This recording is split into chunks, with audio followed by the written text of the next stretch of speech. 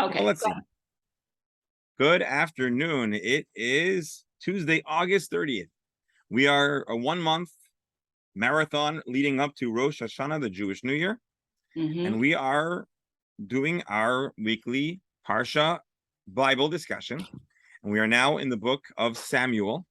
And we are deep into the story of King David. This week, we're going to be giving a little bit of a recap just to see where we are, where we've come from, and where we've gotten to. So I'm going to give a kind of broad overview. Once upon a time, there was a prophet called Samuel. Samuel was a Jewish leader. At some point in his career, towards the end, the Jewish people started kvetching. They wanted a real live king. They wanted a monarch just like everyone else. The prophet Samuel was not inclined to give them their king because he felt that it was a rejection of a more direct, intimate relationship with God, which it was. But Samuel communicates with God as prophets do. We don't know how they do that. And God says, you know what? Give them what they ask for. They're going to regret it, however, because the king is going to have expansive rights and they're going to be giving up certain rights by having a king, but the king will provide certain protection and honor and clout status. And so the first king is selected, a very humble man called King Saul. He didn't want the job. He tried to get out of it. He's ultimately kind of hunted down. He's hiding. He's told he's going to be a king. And there's a whole elaborate way that he's introduced to the people.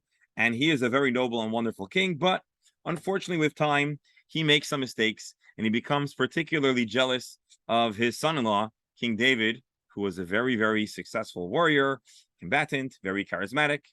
And eventually, with a series of very, very egregious mistakes, Saul is told that he's going to lose the kingship, and he doesn't know this, but he starts to figure out that God has actually selected King David to be the replacement. Now, David actually was long ago silently and quietly anointed that he's going to be a future king. To the surprise of his family, David was like the low-key brunt of, the litter, the one that really didn't get a lot of covet. He was the forgotten youngest son, but in truth, and in time, his character develops, and we all understand why King David is king. And eventually, King Saul dies in battle, but not before chasing and seeking to do great harm to King David. King Saul actually dies very heroically, very, what's the right word? In a very dignified manner.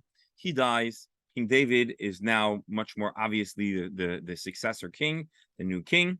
And it looks like things are going well, except there is a small bump in the road. A grandson of King Saul is temporarily propped up, but after a while, that too is crushed, and King David is the uncontested Jewish leader. King David engages in a number of battles to defend the Jewish people against their enemies. In the course of those battles, King David expands the territory of the Jewish kingdom, the kingdom of Israel, extensively. And it's quite a large kingdom and well protected. But of course, King David's life is not without flaw, not without mistake, and not without surah, not without problems. Well, King David, in the course of battle, was involved in a shameful and embarrassing episode with a woman who was married, though divorced, but not intending to move beyond her husband. There was a common practice that men would divorce their women before going to battle. King David notices her. They're intimate. She becomes pregnant. And there's a whole scheme to try to cover it up. That doesn't work.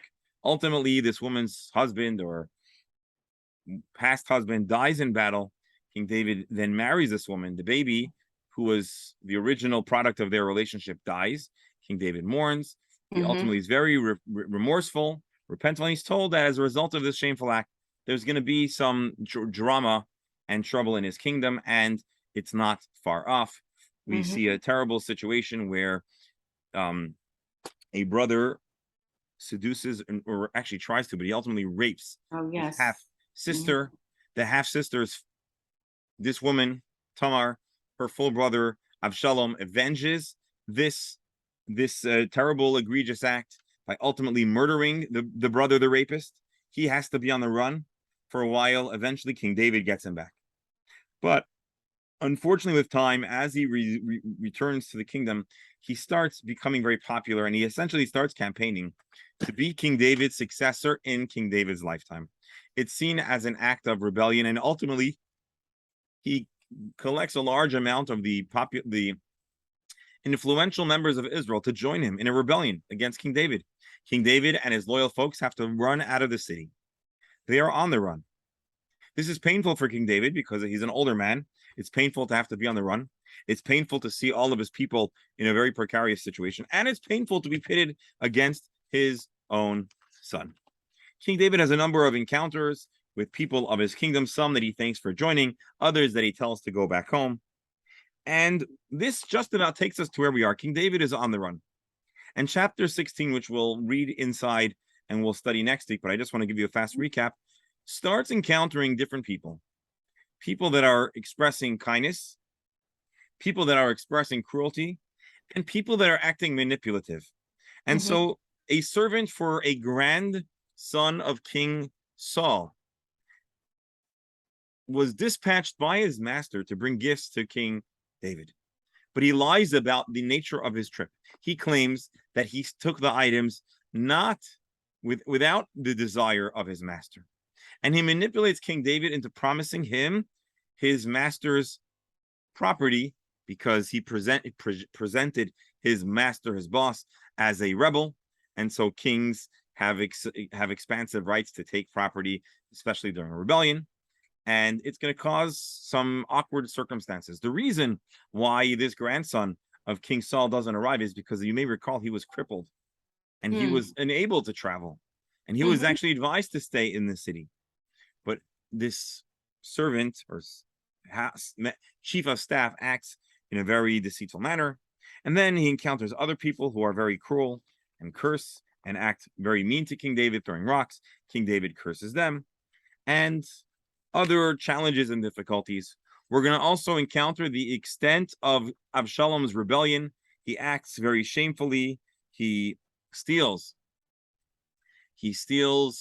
a women from the harem that were exclusively belonging to King David, and very publicly acts as he wishes in a way that is very defiant. And he essentially declares himself king in his lifetime. At some point, we'll see next week, Absalom chases after King David and his men, but ultimately, of course, Absalom is killed. When Absalom is killed by King David's general, King David is distraught because it is still his son. And ultimately, King David is restored to Jerusalem, restored to his original position. He's in great mourning over his son's death. And once again, there are complicated internal affairs about exactly how the kingdom manages. There are complicated interactions with members of King Saul's tribe. And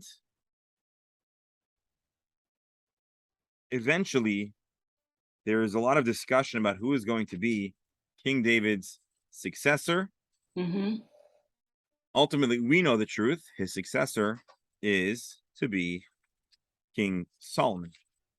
But there was not a absolute consensus on this matter. So this is going to span a number. Well, is King Solomon now his son? King Solomon is a young baby at this time. The young baby. Okay. A young baby. And so in the coming weeks, we're going to actually see how this all unfolds. But that was just a very fast, very brief overview. Very good. The book of Samuel. Samuel installs one king that becomes a failure.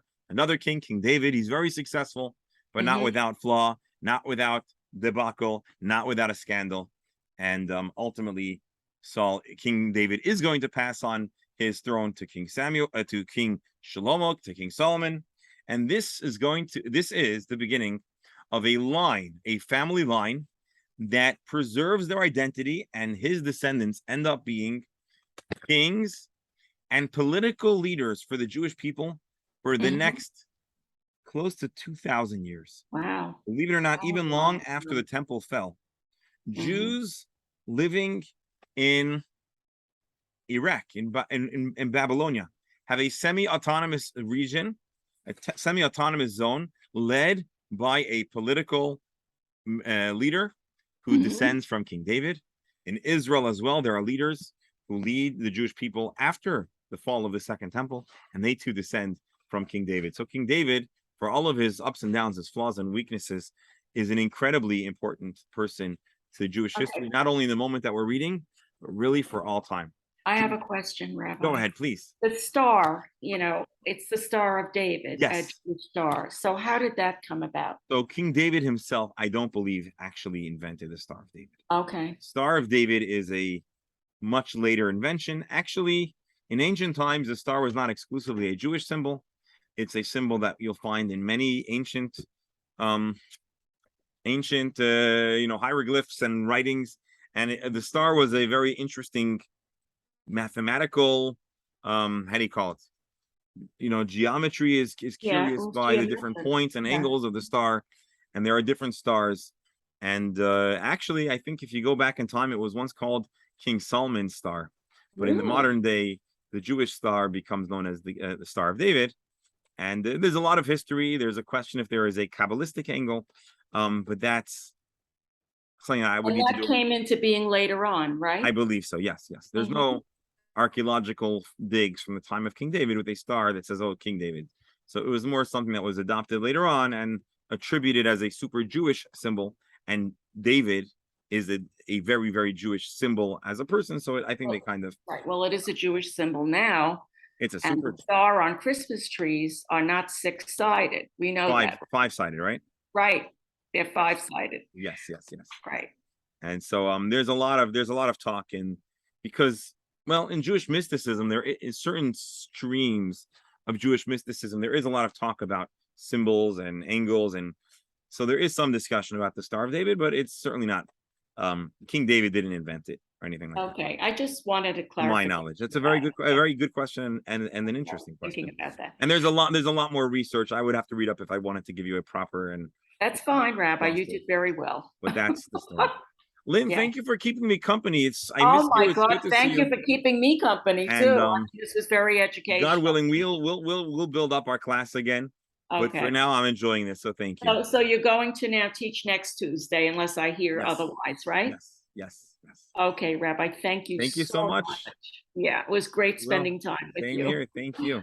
Send my love to Shayna. I will. Thank you. Take care. Bye-bye now.